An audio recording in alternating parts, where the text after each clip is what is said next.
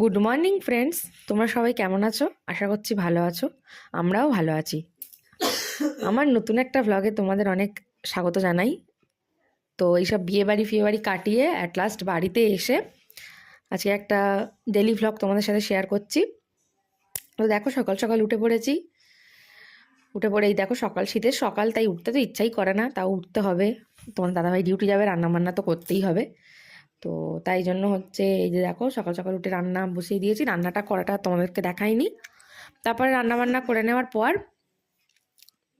চা করে নিলাম। সকালবেলা চাটা না হলে যেন ঠিক হয় না। তো চাটা করে টোরে নেওয়ার পর সোজা চলে গেলাম স্নান করতে।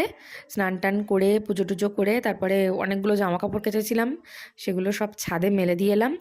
তো ছাদ থেকে একটু বাইরের দৃশ্যটাও তোমাদের একটু দেখালাম।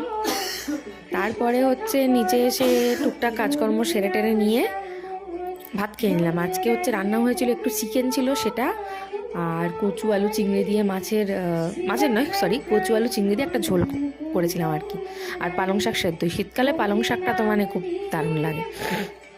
তারপরে ভাত টাত খেয়ে একটা ঘুম দিয়ে উঠে বিকেলবেলা দুধ গরম করা, মাজা বাসনগুলো গোছানো, এইসব কাজকর্ম সেরে নিয়ে সন্ধ্যা টন্ধে দিলাম। এই যে সন্ধ্যা দেওয়াটা একটু তোমাদের দেখালাম। আমি এরকমভাবেই সন্ধ্যাটা দিই আর কি, একটু ঠাকুরের গান চালাই, নিজেও হচ্ছে একটু করি নাম কীর্তন, ভালো লাগে আর কি একা একা করতে। তো এই হচ্ছে কি ব্যাপার, বেশ অনেকক্ষণই আমি ঠাকুর ঘরে থাকি।